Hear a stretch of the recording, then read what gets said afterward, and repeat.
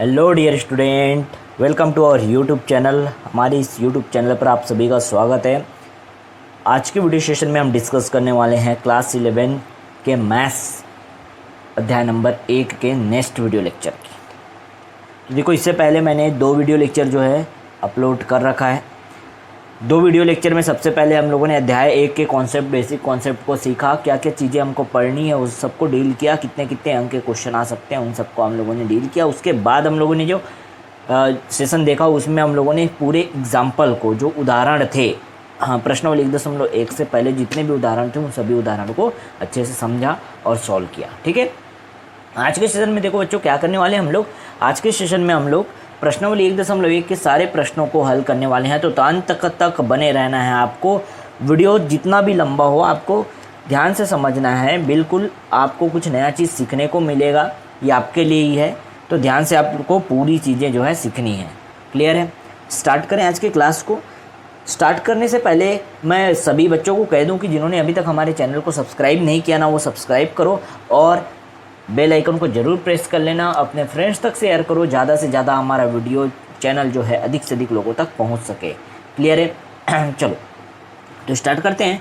First question जो दिया हुआ है भाई कि निम्न में से कौन समुच्चय है, अपने उत्तर का औचित्य बताइए। ठीक है, तो देखो ये ऐसा क्वेश्चन है, जितने भी क्वेश्चन दिए हुए हैं यहाँ पे मैं सबको यहाँ पे आपको बता देता हूँ कि भाई जो भी क्वेश्चन यहाँ दिया हुआ है वो मैं नोट डाउन कर लिया हूँ आपके बुक के अकॉर्डिंग ही, है ना। तो आपको इधर उधर हड़बड़ाने का ज़रूरत नहीं है। बुक है नहीं है उससे मतलब नहीं है, मैं सीधे आपको सॉल्व नहीं कर रहा हूँ, क्वेश्चन आपके सामने पहले रख रहा हूँ। ठीक है, फिर 1 बाय 1 इसको सॉल्व करेंगे हम लोग, नो डाउट, लेकिन पहले क्वेश्चन को देखते जाना है, फिर सॉल्व करने का हम लोग तरीका से भी देखते जाएंगे। ठीक है, चलो तो फर्स्ट क्वेश्चन देखो क्या बोल रहा है। जे अक्षर से आरंभ होने वाले वर्ष के महीनों का संग्रह आपको बताना है। यहाँ क्या करना है, आपको बताना है कि भाई कौन समुच्चय है और कौन नहीं। ठीक है, तो हल करूँगा मैं दूसरे पेज में। ठीक है, ये फर्स्ट क्वेश्चन के लिए बस ऐसा हम लोग कर रहे हैं क्योंकि फर्स्ट क्वेश्चन जो है काफ़ी लंबा है, बाकी क्वेश्चन के लिए अलग तरीका अपनाएंगे। ठीक है ना। चलो क्वेश्चन दिख रहा है आप लोगों को, जे अक्षर से आरंभ होने वाले वर्ष के महीनों का संग्रह आपको बताना है। तो ये सवाल मैं किसी से भी पूछूंगा तो सबका जवाब जो है डेफिनेटली होगा, एक होगा, सिंगल आंसर होगा सभी का। ठीक है, जैसे आप बताओगे कि भाई जे से या जे अक्षर से आरंभ होने वाले वर्ष के महीनों का नाम, तो जे अक्षर से आरंभ होने वाले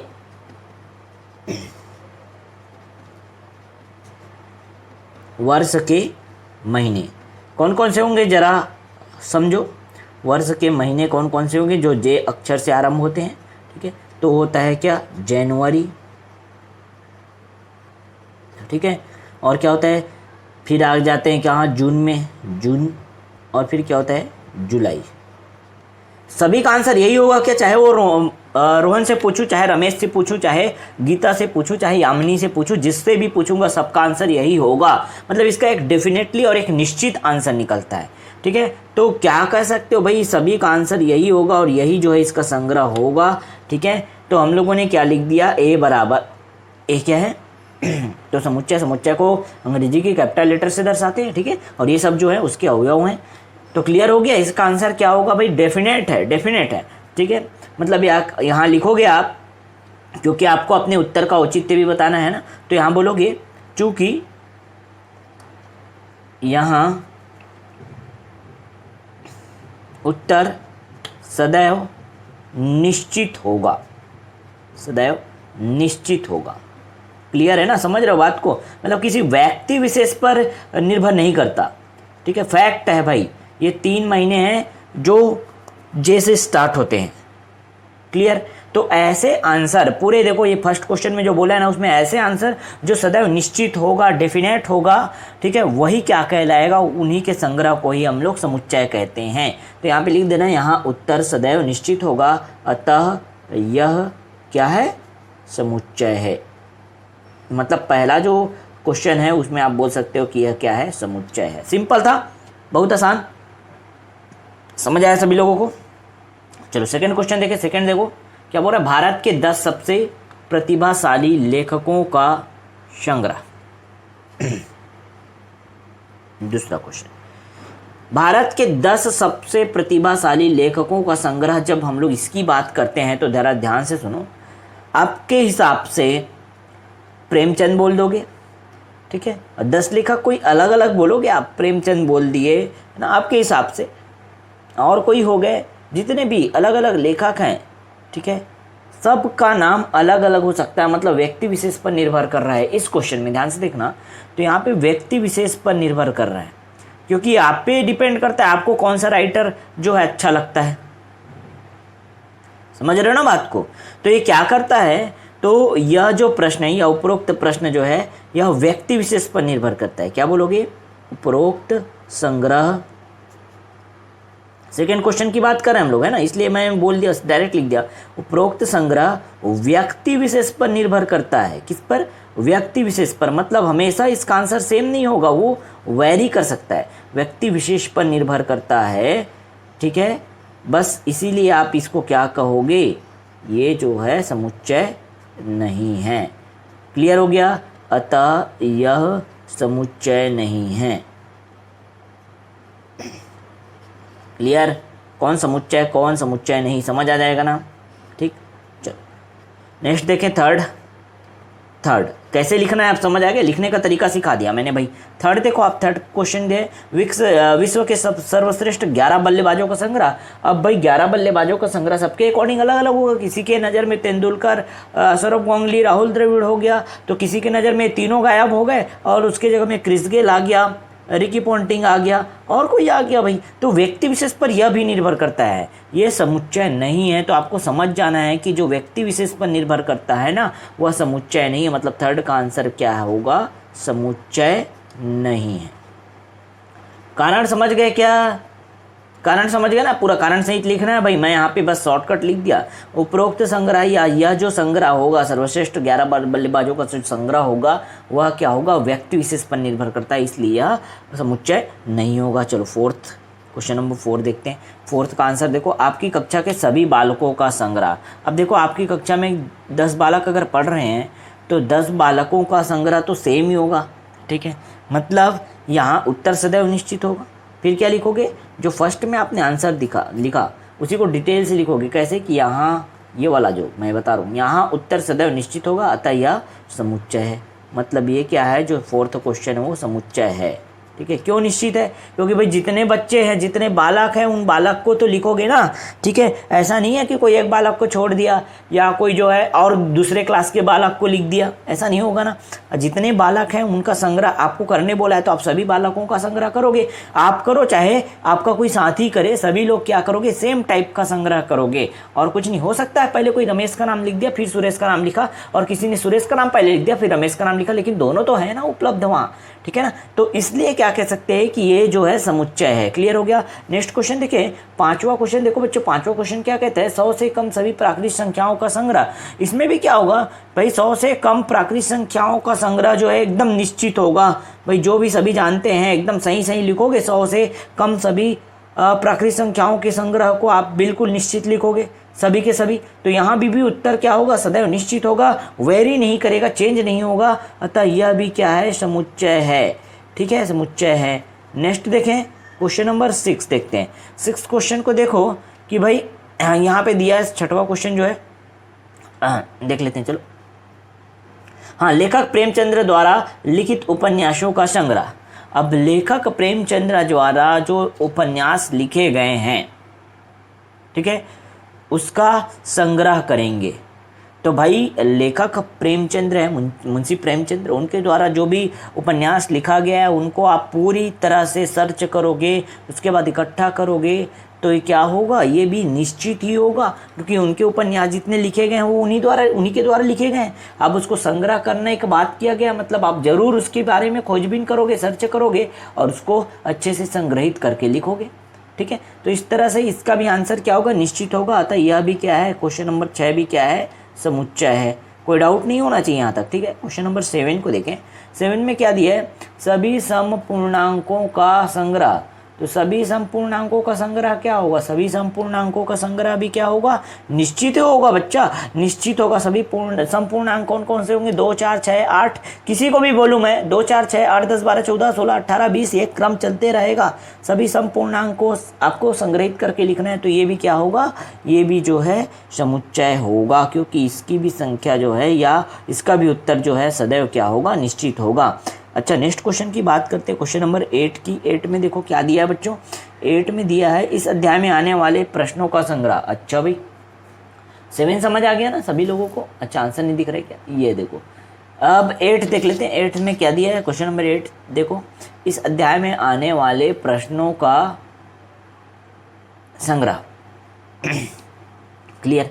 8वां भी प्रश्न देखो, तो 8वां भी प्रश्न है, इस अध्याय में अगर 50 प्रश्न है तो 50 प्रश्न पूरे के पूरे आएंगे, चाहे आप बनाओ या आपका कोई फ्रेंड बनाए या आपका कोई टीचर बनाए। मतलब इसका समुच्चय या इसका संग्रह जो बनने वाला है 8वें का, वो भी निश्चित ही होगा, निश्चित होगा। मतलब ये भी क्या है, समुच्चय। तो क्लियर हो रहा है समुच्चय किसको कहेंगे ना। लास्ट क्वेश्चन को देखते हैं। पहले का लास्ट क्वेश्चन जो है वो क्या है, विश्व के सबसे अधिक खतरनाक जानवरों का संग्रह।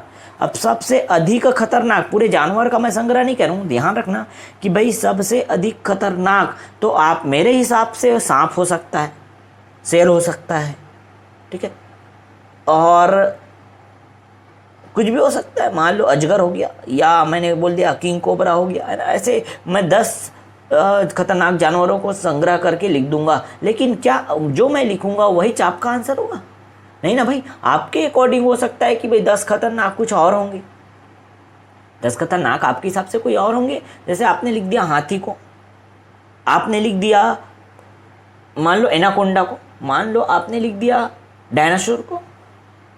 अरे भाई आपके हिसाब से खतरनाक जानवरों का संग्रह अलग होगा, मेरे हिसाब से अलग होगा, आपके फ्रेंड के हिसाब से अलग होगा। मतलब ये व्यक्ति विशेष पर निर्भर कर रहा है। अगर ये व्यक्ति विशेष पर निर्भर कर रहा है तो यह भी समुच्चय नहीं है। क्यों समुच्चय नहीं है लिखना है, समझ आ गया, क्योंकि उत्तर का औचित्य भी देना है आपको, उत्तर का कारण बनाना है, बताना है। तो समुच्चय ये नहीं है, समझ आया, क्लियर हुआ। पहला जो क्वेश्चन था उसको हम लोगों ने पूरी तरह से अच्छे से समझ लिया, ठीक है।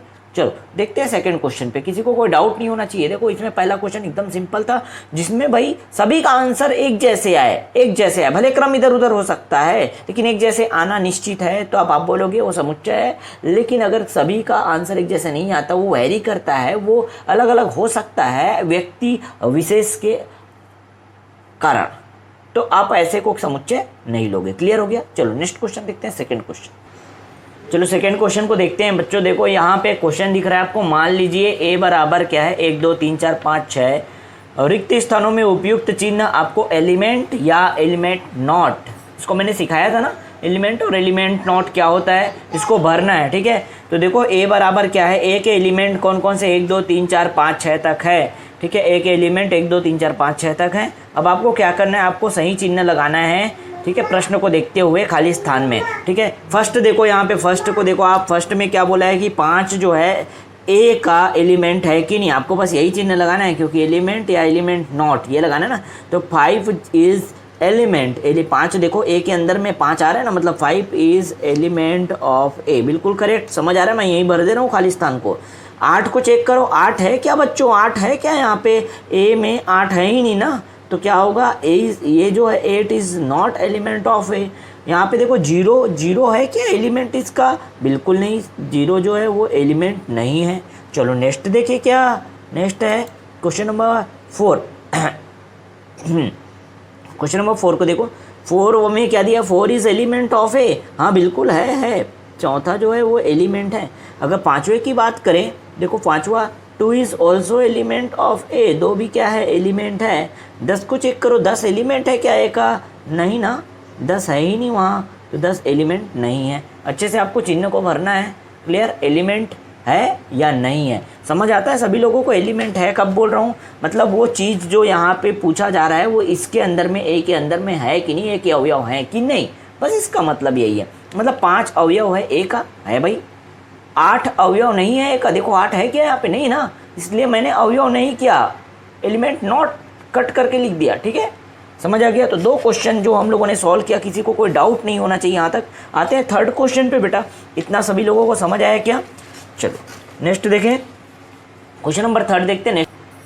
क्वेश्चन नंबर 3 को देखें। थर्ड क्वेश्चन क्या कहता है। थर्ड क्वेश्चन में बोला है कि भाई निम्नलिखित समुच्चयों को रोस्टर के रूप में लिखिए। रोस्टर रूप में लिखना है आपको समुच्चयों को, ठीक है।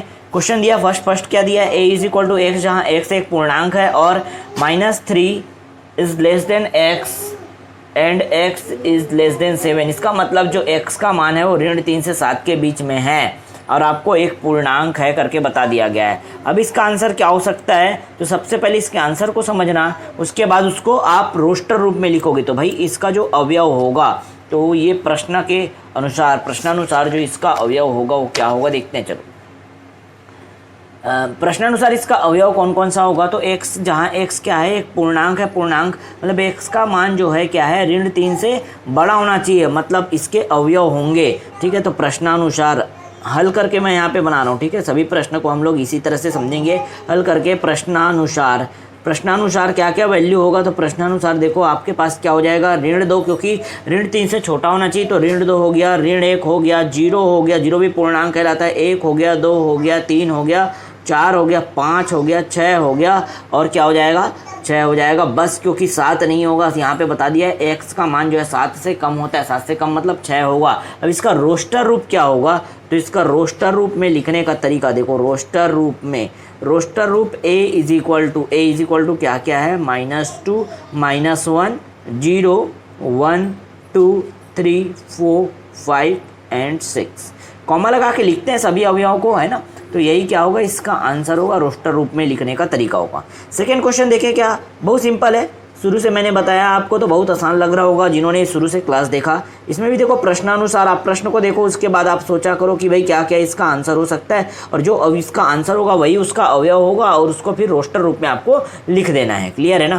तो देखो यहाँ पे क्या बोला है कि भाई x, जहाँ x संख्या 6 से कम एक प्राकृत संख्या है। 6 से कम प्राकृत संख्या कौन कौन सा हो सकता है, तो 6 से कम प्राकृत संख्या जो है क्या होगा, तो 6 से कम प्राकृत संख्या लेना है। 6 से कम प्राकृत संख्या कौन होता है, प्राकृत संख्या किसको कहते हैं, नेचुरल नंबर क्या होता है, जो 1 से स्टार्ट होता है, 1 से स्टार्ट होता है ना, और 1 से स्टार्ट होके कंटिन्यू चलते रहता है। तो भाई 6 से कम हमको लिखना है, तो प्रश्नानुसार जो होगा इसका आंसर क्या होगा, प्रश्नानुसार अवयव क्या होंगे, ठीक है। प्रश्नानुसार अवयव जो होंगे वो देखो, प्रश्नानुसार जो अवयव होंगे वो क्या होगा, 1 होगा, बिल्कुल सही, समझ आ रहा है बात, 2 होगा, 3 होगा, 4 होगा, 5 होगा, और 6 नहीं हो सकता। ध्यान रखना, क्यों 6 नहीं हो सकता, क्योंकि 6 से कम का है। अब इसको रोस्टर रूप में आप लिखोगे, तो रोस्टर रूप में इसको कैसे लिखेंगे, तो रोस्टर रूप जो होगा इसका क्या होगा, रोस्टर रूप इसका होगा कुछ इस तरह से, b इक्वल टू 1, 2, 3, 4, 5, बस ऐसा ही काम करना है आपको सारे क्वेश्चन में,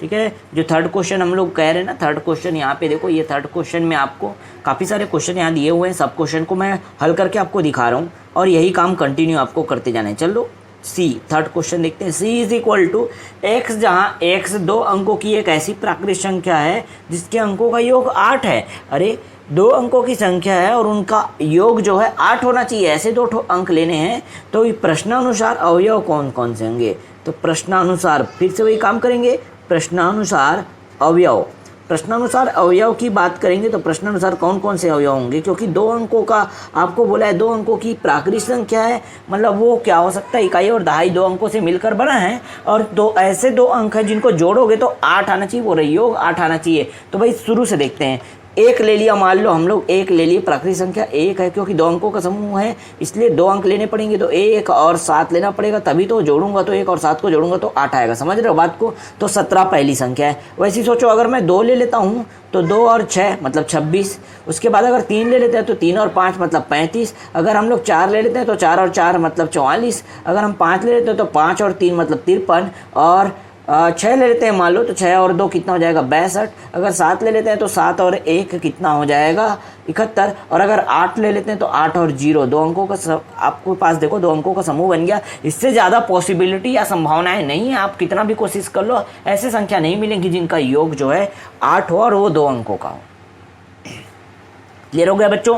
तो यही क्या है, यही अवयव हैं। अब इसको रोस्टर रूप में लिख देना है आपको। मतलब मेन काम क्या है पता है, मेन काम ये है प्रश्न को समझ के आपको उनके अवयव को समझना। तो रोस्टर रूप, अच्छा रोस्टर रूप C इज इक्वल टू क्या लिखोगे यहाँ, तो 17, 26, 35। अब जोड़ो सभी अंकों को, देखो दो दो अंक हम लोगों ने लिया है ना, और सबको जोड़ोगे तो 8 ही आएगा। 53 हो गया, 62 हो गया, 71 हो गया और 80 हो गया। क्लियर? किसी को कोई डाउट यहाँ तक? नहीं ना? चल नेक्स्ट क्वेश्चन देखें। क्वेश्चन नंबर 4 देखते हैं। क्वेश्चन नंबर 4 में डी दिया है। डी क्या दिया है कि भाई x जहाँ x एक अभाज्य संख्या है जो संख्या 60 का भाजक है। तो डी में देखो x जहाँ x अभाज्य संख्या है और 60 का भाजक है, तो 60 का भाजक, तो प्रश्नानुसार, ठीक है, प्रश्नानुसार आपके पास देखो प्रश्नानुसार अवयव कौन कौन से होंगे।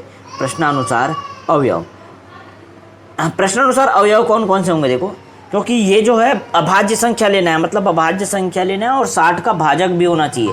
अच्छा 60 का भाजक भी होना चाहिए, तो इसको थोड़ा मैं रफ में वर्क करके दिखाता हूँ। 60 का भाजक भी हमको पहचानना है और अभाज्य संख्या लेना है, तो गुणनखंड विधि से हम लोग कर लेते हैं। इसको देखो 2 हो जाएगा, 2 से 30 हो गया, 2 क्योंकि अभाज्य संख्या है, फिर 2 लिए तो हो जाएगा 15, ठीक है, फिर ये हो जाएगा कितना 3, तो 3 पंचे, और अगर 5 ले लिए हो गया। तो इसका हम लोग को गुणनफल पता चल गया सिंपली। 2, 2, 3 और 5 है भाई। कौन कौन है? 2, 2, 3 और 5 है, मतलब 60 जो है 2 गुणा 2 गुणा 3 गुणा 5, यही देखो 5 दिया 15, 15 दूनी 30 दूनी 60 हो रहा है क्या। और ये सभी के सभी देखो अभाज्य संख्या है, अभाज्य संख्या है, तो इसका रोस्टर रूप क्या होगा? अच्छा चलो भाई रोस्टर रूप में इसको लिख देते हैं। हमको आंसर तो समझ आ गया। रोस्टर रूप अगर हम लोग लिखेंगे तो डी बराबर क्या क्या आएगा?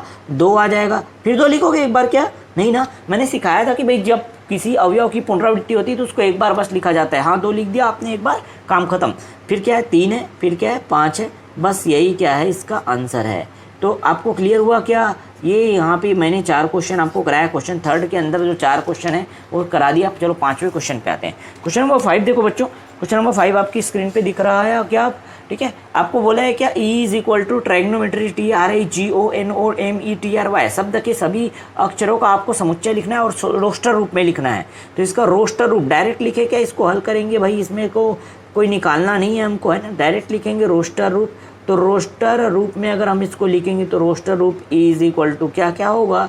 तो हो जाएगा T, हाँ भाई, R, ठीक है, I G O N, फिर O नहीं आएगा, है ना, एक बार लिख लिए क्योंकि, फिर क्या हो जाएगा M, फिर E, फिर T एक बार लिखा चुका है, फिर से नहीं लोगे, फिर क्या है R फिर एक बार लिख चुके हो आप, फिर नहीं लोगे, है ना, और क्या हो जाएगा Y। तो इस तरह से इसका जो है रोस्टर रूप आएगा। क्लियर है ना आपको? क्योंकि शब्द दिख रहे थे, तो TRIGONMEY, यही क्या होगा? इसका रोस्टर रूप होगा। ठीक है, आप यहाँ पे ध्यान रखना है कि किसकी पुनरावृत्ति हो रही है। तो R की पुनरावृत्ति हुई, और किसका पुनरावृत्ति हुआ? देखो भाई T का भी पुनरावृत्ति हुआ, ठीक है, और किसका पुनरावृत्ति हुआ? तो R भी हो गया, T भी हो गया और O भी हो गया, है ना। तो O इनकी क्या हुई है?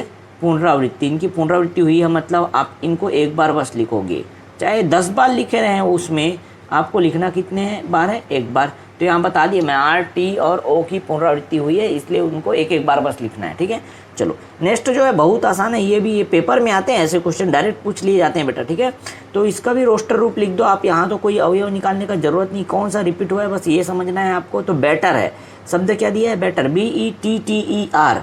ठीक है, तो इसका जो आंसर होगा रोस्टर रूप में क्या होगा? एक तो B समझ आया, फिर क्या है E समझ आया, फिर T, 2 बार T है, लेकिन 2 बार T का एक बार T लिखोगे, फिर E आ गया, फिर रिपीट हुआ है, नहीं लिखोगे एक बार क्योंकि आपने E लिख लिया है, और क्या हो जाएगा? R आ जाएगा। तो BETR बस क्या होगा? इसका जो है रोस्टर रूप होगा BETR।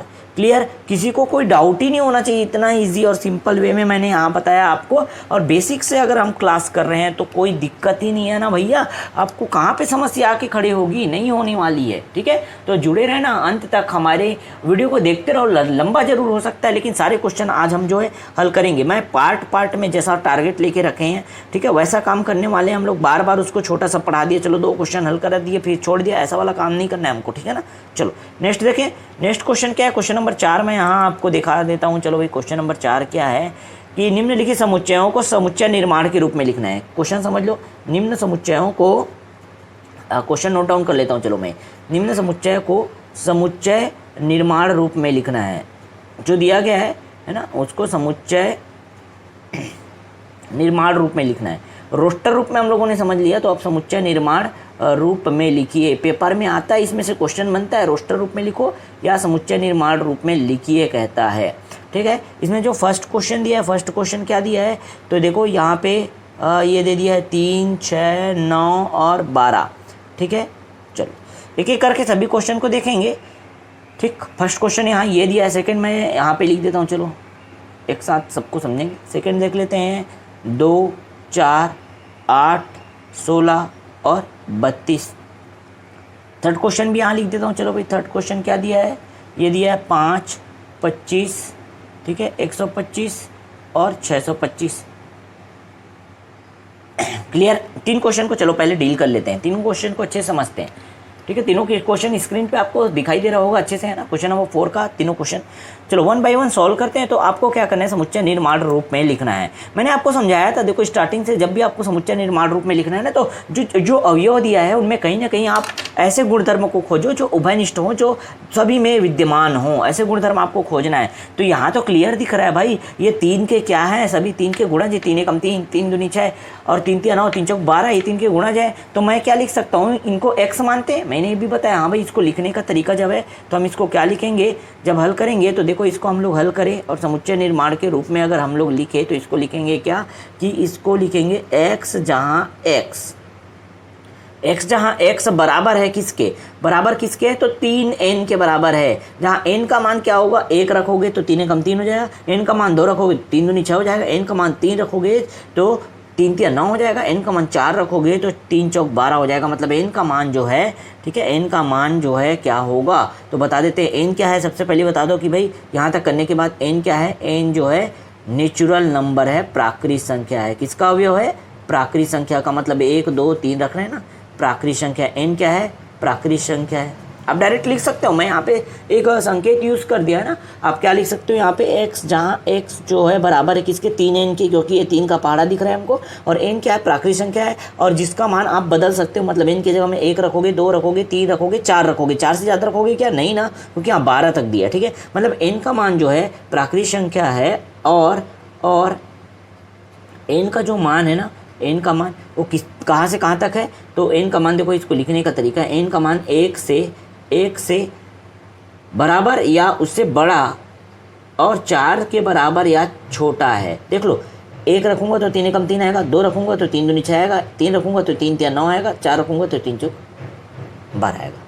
कोई डाउट है क्या यहाँ तक, नहीं ना, बिल्कुल एकदम आसान शब्दों में मैंने लिख भी दिया। ठीक है, फर्स्ट क्वेश्चन क्लियर हुआ, ये है फर्स्ट क्वेश्चन, फर्स्ट का हल। सेकंड का देखिए क्या, सेकंड का हल। ठीक है, स्क्रीन पे आपको क्वेश्चन दिख रहे हैं सभी, सेकंड का हल दिखते हैं। सेकंड में देखो, आप कहीं ना कहीं उभयनिष्ठ छांटा करो बेटा, उभयनिष्ठ सोचा करो, इसमें क्या उभयनिष्ठ हो सकता है। तो देखो ये 2 है, लेकिन ये 4 हो गया, और ये 8 हो गया भाई, और ये 16 हो गया, और ये 32 हो गया। तो देखो ये 2 है, 2 की घात 1 कह सकते हैं, ये 2 की घात 2 है, मतलब 2 दूनी 4, ये 2 की घात 3 है, मतलब 2 गुना 2 गुना 2 8, फिर ये 2 की घात 4 है, आप देख सकते हो, 2 की घात 5 है। इस तरह से ये चल रहा है। मतलब ये जो चीज़ें हैं उसको मैं अगर x मान लेता हूँ, ठीक है, तो यहाँ देखो प्रश्नानुसार करके पहले चीज़ों को समझ लो। प्रश्नानुसार जो भी चीज़ें दी है, ठीक है, क्या क्या दिया है प्रश्नानुसार, 2 दिया है, 4 दिया है, 8 दिया है, 16 दिया है और 32 दिया है। तो जो 2 जो है क्या है, 2 की घात 1 है, 4 जो है क्या है, 2 की घात 2 है, 8 क्या है, 2 की घात 3 है, 16 क्या है, 2 की घात 4 है, फिर 32 क्या है, 2 की घात 5 है। ठीक है कि नहीं, ये क्लियर है ना, ऐसा ही होगा, समझ आ रहा है बात। ठीक, तो इसको कैसे लिखेंगे भाई, इसको लिखने का तरीका होना चाहिए ना हमको। तो इसको अगर हम लोग समुच्चय निर्माण रूप में लिखेंगे तो x बोला हमने, x बोल दिया, x जहाँ x क्या है, तो x जहाँ x बराबर है किसके, 2 की घात के रूप में। देखो 2 की घात के रूप में, मतलब 2 की घात क्या है, n है, फिर से n जो है प्राकृत संख्या है, n क्या है, जहाँ n जो है क्या है, अवयव है किसका, प्राकृत संख्या का, प्राकृत संख्या का अवयव है। और n का मान कहाँ से कहाँ तक गया, देखो n का मान 1 से चालू हुआ है और 5 तक बच गया, 5 से ज़्यादा तो नहीं गया ना। ठीक है, तो कैसे लिखोगे, n का मान तथा करके लिख लो, तथा n का मान 1 से चालू हुआ है और कहाँ तक गया है, 5 तक गया है, बस एकदम सिंपल। क्लियर है, तो ये समुच्चय निर्माण रूप है। यहाँ पे ये आंसर हो जाएगा इसका, और यहाँ पे ये आंसर हो जाएगा। तो इस आंसर को लाने के लिए हमको थोड़ा चीज़ों को समझना पड़ेगा। कैसे समझे, क्लियर हुआ। 2 क्वेश्चन हो गया। थर्ड क्वेश्चन देखिए क्या यहाँ पे, देखो थर्ड क्वेश्चन क्या है थर्ड क्वेश्चन देख लेते हैं। थर्ड का हल देखो, थर्ड में उभयनिष्ठ छांटो, कहीं ना कहीं आपको उभयनिष्ठ दिख जाएगा, जैसे दिखा 5, 25, 125, 625, अरे ये तो 5 का लग रहा है, ये 5 है, ये 5 की घात 2 है, मतलब 5 पंचे 25, ये 5 की घात 3 है, मतलब 5 गुणा 5 गुणा 5 125 है, और ये 5 की घात 4 है, मतलब 5 गुणा 5 गुणा 5 गुणा 5 करोगे तो 625 आएगा। बिल्कुल, तो प्रश्नानुसार आपको चीज़ों को समझना है। फिर से वही काम करेंगे, प्रश्नानुसार आपके पास जो नंबर दिया ना उसको देख के कहीं ना कहीं उभयनिष्ठ निकाला करो, उनमें उभयनिष्ठ चीज़ों को सोचा करो। तो देखो यहाँ पे क्या दिया हमको, प्रश्नानुसार 5 दिया है, 25 दिया है, 125 दिया है और 625 दिया है। तो चीज़ों को समझते हैं। ये 5 लिखा मतलब 5 की घात 1, ये क्या है 25 लिखा मतलब 5 की घात 2, ये 5 की घात क्या हो जाएगा 3, और ये क्या हो जाएगा 5 की घात 4। ठीक है, मतलब फिर से वही सेम आंसर। तो क्या लिखोगे, x जहाँ x बराबर है किसके, 5 की घात n के, 5 की घात n के, और ये n क्या है, तो n प्राकृत संख्याओं का समुच्चय है। ठीक है, क्या है, n जो है प्राकृत संख्या का अवयव है। ठीक है, तथा n का मान कहाँ से कहाँ तक निर्भर करता है, 1 से चालू होता है, 1 से चालू होता है और 4 तक जाता है, बस दैट्स इट। क्लियर? और किसी को कोई डाउट नहीं ना? 3 क्वेश्चन हो गया, चौथे क्वेश्चन का 3 क्वेश्चन हम लोगों ने कर लिया। ठीक है, चौथा और पांचवा देखना है हम लोगों को। चलो नेक्स्ट पेज में देखेंगे क्वेश्चन नंबर 4 को। क्वेश्चन नंबर 4 और 5 भी उसी में लिखा रहूँगा मैं। ठीक है, तो क्वेश्चन नंबर 4 को देखते हैं नेक्स्ट पेज में। क्वेश्चन नंबर 4 क्या दिया है, क्वेश्चन नंबर 4 देख लेते हैं। चलो क्वेश्चन नंबर 4 दिया है यहाँ पे 2 4 6 ऐसा लिखा है, क्या 2 4 6 और डैश डैश डैश कर दिया है। ये मज़ेदार बात है भाई। क्वेश्चन नंबर 5 जो दिया है वो दिया है क्या 1 4 9 डैश डैश डैश और लास्ट में 100 लिख दिया है। सबका मतलब हर एक क्वेश्चन बनाने का यही तो फ़ायदा है भाई। हर एक क्वेश्चन आप सॉल्व करते हो ना, तो जितने भी टाइप के वैरायटी हैं, जितने भी टाइप की वैरायटी हो सभी सॉल्व कर सकते हो। और आपके पास पेपर में अगर कोई भी क्वेश्चन आता है ना, आप इजीली उसको क्या कर सकते हो, सॉल्व कर सकते हो। चलो देखिए क्या नेक्स्ट इसका हल देखें। तो इसका हल देख लेते हैं। हल नंबर क्या है 4, हल 4। क्वेश्चन नंबर 4 का हल देखते हैं। यहाँ पे देखोगे तो प्रश्नानुसार 2 4 6 दिख रहा है, मतलब ये 2 का टेबल जैसे लग रहा है क्या आपको? अच्छा, 2 का टेबल भी कह सकते हो, 2 4 6, लेकिन डैश डैश डैश कर दिया है। या ये भी कह सकते हो कि ये सम संख्या है, पूरा सम संख्या है ना। हाँ, तो क्या डायरेक्ट ऐसा लिख सकते हो आप? अरे इसमें कोई बात ही नहीं है। तो भाई प्रश्नानुसार आप ऐसा लिखो ना, प्रश्नानुसार प्रश्न को देख करके पहले उस क्वेश्चन को लिख लिया करो, क्योंकि मेरे सामने ये लिखा होता है इसलिए मैं दोबारा नहीं लिखता। प्रश्नानुसार करके आप डायरेक्ट लिखो समुच्चय निर्माण रूप में कि x जहाँ x क्या है, तो x जहाँ x जो है x एक सम संख्या है, सम प्राकृत संख्या, ऐसा लिख लो सम प्राकृत संख्या, क्योंकि सम संख्या में 0 भी आता है ना, तो सम प्राकृत संख्या है, बस ऐसा लिखो। क्लियर? किसी को डाउट है कि इसमें? एकदम इजी। नेक्स्ट क्वेश्चन देखिए, लास्ट क्वेश्चन है ये, क्वेश्चन नंबर 4 का लास्ट क्वेश्चन है। ठीक है, ये है क्वेश्चन नंबर 5। चलो 5 में क्या दिया है, तो 5 में दिया है प्रश्नानुसार। देखो प्रश्न 5 में क्या दिया है, 1 4 9 दिया। अब उसमें सोचो कहीं ना कहीं उभयनिष्ठ निकलेगा, 1 4 9 और फिर डैश डैश डैश कर दिया है और 100 लिख दिया। अरे ये क्या भला है भाई? तो 1 को 1 मिनट के लिए सोचें, 1 का वर्ग कर दूंगा तो भी 1 1 ही रहेगा। ये जो 4 है वो कहाँ से आया होगा, तो 2 का वर्ग है। ये 9 कहाँ से आया होगा, तो 3 का वर्ग है। फिर डैश डैश कर दिए, 100 कहाँ से आया होगा, तो 10 का वर्ग है। मतलब चीज़ें मुझे समझ आ गई कि यहाँ पे जो भी चीज़ लिखा है वो वर्ग है। किसका वर्ग है, तो 1 से चालू होकर 10 तक की संख्या का वर्ग है। लेकिन लिखेंगे कैसे इसको, लिखेंगे कैसे? तो देखो यहाँ पे हम लोगों ने समुच्चय निर्माण रूप में इसको लिखा, x जहाँ x बराबर है किसके, n के वर्ग के। n मतलब क्या है, कोई नंबर है। नंबर कौन सा नंबर, प्राकृत संख्या। तो यहाँ पे लिख दो जहाँ n क्या है, अवयव है किसका, प्राकृत संख्या का। प्राकृत संख्या, या कैपिटल N भी लिख दोगे तो चलेगा। ठीक है, क्योंकि प्राकृत संख्या को किस तरह से आते हैं, कैपिटल N से। प्राकृत संख्या तथा n का मान कहाँ से कहाँ तक रहेगा, तो n का मान देखो 1 से चालू हुआ ना, 1 से चालू होगा और 1 2 3 4 डैश डैश लिख दिया, लास्ट में 10 है, मतलब 10 तक जाएगा, बस बात खत्म। और किसी को कोई डाउट है क्या यहाँ तक? नहीं ना? समुच्चय निर्माण रूप भी आप लोग बहुत अच्छे से समझ गए होंगे। तो कुछ उदाहरण भी हम लोगों ने किया, उदाहरण के बाद प्रश्नावली भी हम लोग कर रहे हैं। 4 क्वेश्चन हम लोगों ने कंप्लीट कर लिया। नेक्स्ट क्वेश्चन पे आते हैं, क्वेश्चन नंबर 5 पे। ठीक है, चलो 5 देखेंगे। क्वेश्चन नंबर 4 तक हो गया कंप्लीट, देख लिया हम लोग। क्वेश्चन नंबर 5 से देखते हैं। देखो प्रश्न क्रमांक 5वां आपके स्क्रीन पे दिख रहा होगा, निम्नलिखित समुच्चयों के सभी अवयवों सदस्यों को सूचीबद्ध कीजिए। ठीक है, इसमें पहला प्रश्न दिख रहा है कि आपको a = x जहाँ x एक विषम प्राकृत संख्या है। ठीक है, इसका आंसर क्या हो सकता है आपको सूचीबद्ध करके लिखना है बस, और कुछ नहीं। तो प्राकृत संख्या है बोल रहे हैं, एक्स जहाँ एक्स क्या है, एक प्राकृत संख्या है। तो इसका अगर हम लोग हल करें देखो, तो इसका हल बहुत आसान है। ठीक है, एक्स जहाँ एक्स क्या है, एक प्राकृत संख्या बोल रहे हैं, मतलब ए बराबर आपका आंसर क्या होगा, एक विषम प्राकृत संख्या बोल रहे हैं, विषम प्राकृत संख्या को लिखना है आपको। तो प्राकृत संख्या एक से चालू होता है और विषम भी है, मतलब 1 हो गया, 3 हो गया, 5 हो गया। देखो विषम संख्या लिखते जा रहा हूँ मैं, 7 हो गया, 9 हो गया। अरे भैया आखिर कब तक लिखेंगे ऐसे, कुछ लिमिट दिया क्या, नहीं दिया ना, 11 हो गया। ठीक है, तो डैश डैश डैश कर दो, बस हो गया आपका आंसर। ठीक है, क्लियर हुआ। ठीक, नेक्स्ट देखते हैं सेकंड क्वेश्चन। समझ आया ना, पहला क्या कहा, एक्स जहाँ एक्स से एक विषम प्राकृत संख्या है कह रहे हैं, तो आपको विषम संख्या देखना है, और वो प्राकृत संख्या मतलब एक से स्टार्ट होगा, तो एक स्वयं अपने आप में ही क्या है, विषम है। तो 1 हो गया, 3 हो गया, 5 हो गया, 7 हो गया, 9 हो गया, क्योंकि इसमें आगे और कुछ नहीं बताया है कि लिमिट कहाँ से कहाँ तक लेना है ना, मतलब बताया है कि कुछ सीमा बताया नहीं बताया ना। हाँ, तो आप क्या करोगे, डिस डिस डिस कर दोगे। ठीक है, चलो नेक्स्ट देखें, बी प्रश्न क्रमांक यहाँ पे दूसरा देखो, बी बराबर क्या दिया है, एक्स जहाँ एक्स एक पूर्णांक है और ये एक्स का जो वैल्यू है वो बता दिया है ऋण 1/2 से चलेगा, मतलब ऋण 1/2 से क्या है, एक्स का मान जो है बड़ा है और 9/2 से छोटा है कह रहे हैं। मतलब ऋण 1/2 से बड़ा है और 9/2 से छोटा है कह रहे हैं। तो देखो 1/2 मतलब क्या 1/2 मतलब क्या, ऋण 1/2 मतलब क्या, ये समझना आपको। ऋण 1/2 मतलब होता है कितना, 1/2 मतलब होता है कितना, यहाँ रफ में थोड़ा बता देता हूँ। 1/2 मतलब कितना होता है, 0.5। ठीक है, 0.5। लेकिन ये माइनस में तो ये क्या हो जाएगा, ऋण 1/2 का मतलब क्या होगा, ऋण 0.5। इसको ऐसा लिख सकते हो, ऋण 0.5 है ना। तो ऋण 0.5 को नहीं लेना है क्योंकि उससे बड़ा बोला है। देखो कंडीशन यहाँ पे देखो, ऋण 1/2 से ऋण 1/2 से क्या होना चाहिए, एक्स का मान बड़ा होना चाहिए बोल रहे हैं ना। तो ये ऋण 0.5 जो है उससे बड़ा होना चाहिए। बड़ा मतलब कौन हो जाएगा, 0 हो जाएगा। ठीक है, और कहाँ तक जाना है, 9/2। अब 9/2 को भी चेक कर लेते हैं। 9/2 का मतलब क्या है, 9/2 मतलब होता है 4.5। ये करने आता है ना सभी को, भाग कर दो बस, 2 चौके 8, दशमलव लगा दी, 2 पंचे 10 हो गया ना, पूरा भाग जाएगा 4.5। अब इससे क्या बोल रहा है, छोटा होना चाहिए, इससे छोटा कौन होगा, तो 4। मतलब संख्या जो है चालू होगा 0 से और कहाँ तक जाएगा, 4 तक। तो क्लियर समझ आया क्या।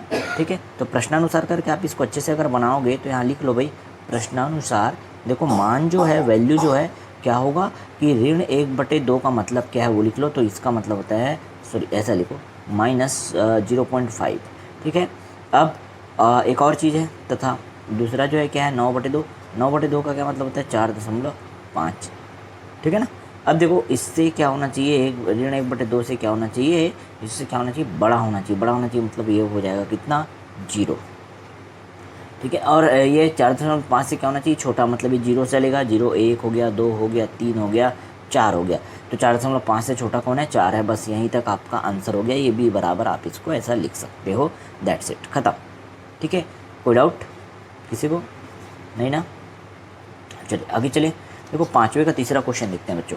5वें का तीसरा क्वेश्चन जो है आपको स्क्रीन में यहाँ दिख रहा होगा कि एक्स क्या है, एक पूर्णांक है और एक्स का वर्ग जो है वो 4 से क्या होना चाहिए, छोटा या 4 के बराबर आना चाहिए। ठीक है, तो देखो क्या क्या मान है जो 4 से छोटा या 4 के बराबर लगभग आएगा। ठीक है, तो देखो समझना, यहाँ रफ में थोड़ा काम करना पड़ेगा हम लोग को। ठीक है, प्रश्नानुसार मैं आपको बता दूँ यहाँ पे कि अगर हम एक्स बराबर मान लो क्या रखते हैं, 1 रखते हैं, तो x का वर्ग करेंगे तो 1 ही आएगा। लेकिन x बराबर अगर मैं ऋण 1 रख दूँ तो भी से अगर मैं x का वर्ग करूँगा, मतलब ऋण 1 का वर्ग करूँगा तो भी मान कितना आएगा, 1 ही आएगा। ठीक है, x बराबर अगर हम लोग क्या रख देते हैं, मान लो 0 रख देता हूँ, समझना 0 रख देता हूँ, तो 0 का वर्ग करेंगे तो भी क्या होगा, 0 का वर्ग करेंगे मतलब ये 0 ही आएगा। ये भी क्या हो रहा है, इससे 4 से छोटा है ना। अच्छा, x बराबर अगर मैं ऋण 2 भी रखता हूँ तो x का वर्ग करूँगा तो ऋण 2 का वर्ग करूँगा मतलब कितना होगा, 4 होगा। तो 4 से छोटा या 4 के बराबर होना चाहिए कह रहा है बस। ठीक है, मतलब इसको भी ले सकते हैं, देखो इसको भी ले सकते हैं, इसको भी ले सकते हैं, इसको भी ले सकते हैं, ऋण 1 ले सकते हैं, 0 ले सकते हैं, ऋण 2 ले सकते हैं।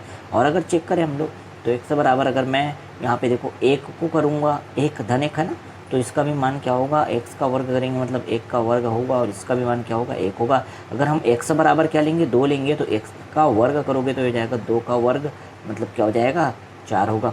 मतलब देखो अभी तक जो भी माना है, लेकिन जैसे ही अगर हम x बराबर 3 ले लेते हैं, मान लो x बराबर 3 लिए, तो x बराबर 3 लेने पे क्या हो जाएगा, 3 का वर्ग 9 हो जाएगा, जो कि गलत है। कंडीशन में बोला है कि 4 के बराबर या 4 से छोटा ही होना चाहिए, 4 से बड़ा नहीं, मतलब ये 3 नहीं आएगा। अब जब 3 नहीं आएगा तो 4 भी नहीं आएगा, 5 भी नहीं आएगा, 6 भी नहीं आएगा। इधर भी ऋण 3 नहीं आएगा, ऋण 4 नहीं आएगा, है ना। तो क्या क्या संख्या आएगा, ऋण 1 आएगा, ऋण 2 आएगा, 0 आएगा, 1 और 2 आएगा बस। तो इसका आंसर क्या होगा, समझ आ गया ना। अतः सी बराबर क्या लिख सकते हो, इसको अच्छे से आप प्रश्नानुसार करके, जो मैं रफ में बताया इसको प्रश्नानुसार करके लिख लेना। और इसका हल मैं डायरेक्ट बता देता हूँ। इसका हल होगा सी बराबर क्या क्या संख्या है भाई उसको लिख लो। तो ऋण 2 है, फिर ऋण 1 है, फिर 0 है, फिर 1 है, फिर 2 है, बस। क्लियर, क्रिस्टल क्लियर हो जाना चाहिए पूरा का पूरा चीज़। ठीक है, चलो क्वेश्चन नंबर 4 देखें। यहाँ पे एक शब्द दिया है लॉयल। इस शब्द का एक अक्षर है कह रहे, तो इस शब्द का अक्षर कैसे हो सकता है। अरे कैसे हो सकता है भाई, समुच्चय में तो हम लोगों ने पढ़ा।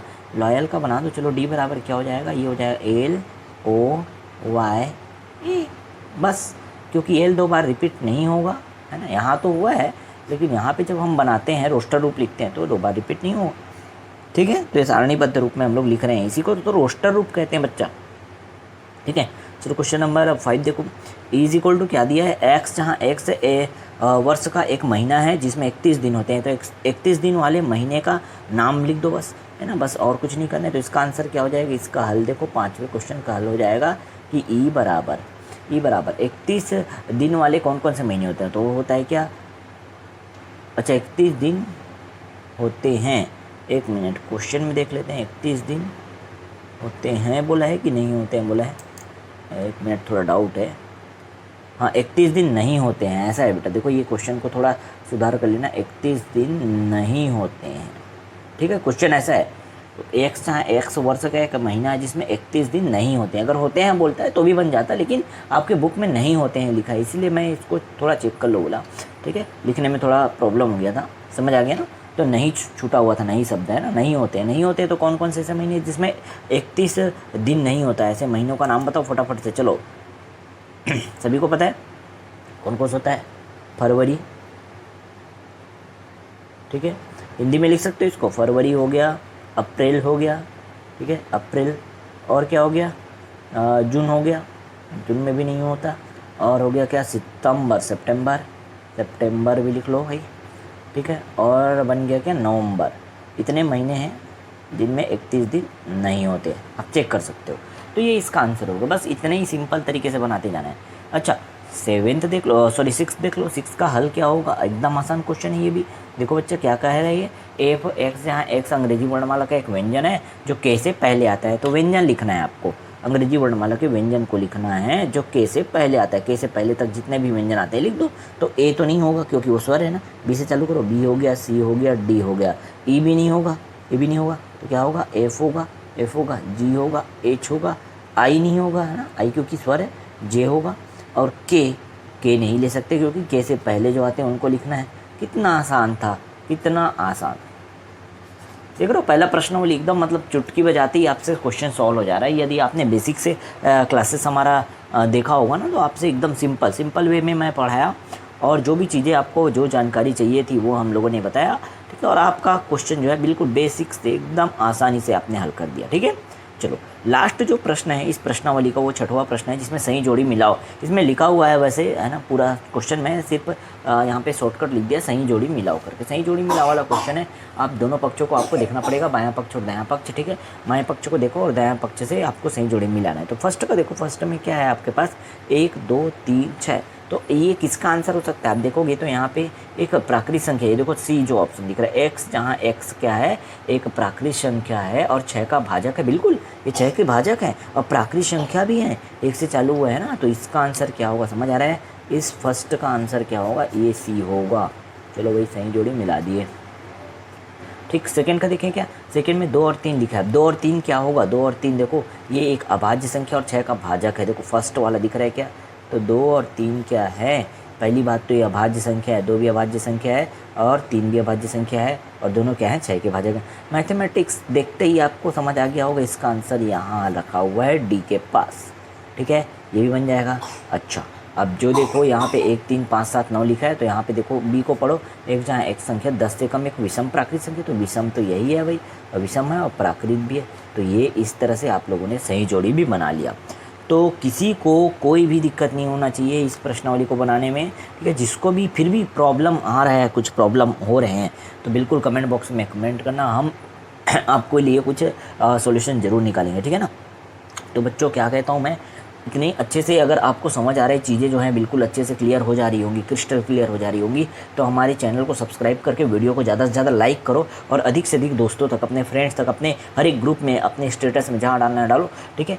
जितने ज़्यादा स्टूडेंट हमारे साथ जुड़ते जाएंगे उतना ही मज़ा आ जाएगा और बेहतरीन और क्वालिटी वाले वीडियो लेक्चर जो है हम आपको प्रोवाइड कराते रहेंगे और आगे भी करा पाएंगे, ठीक है।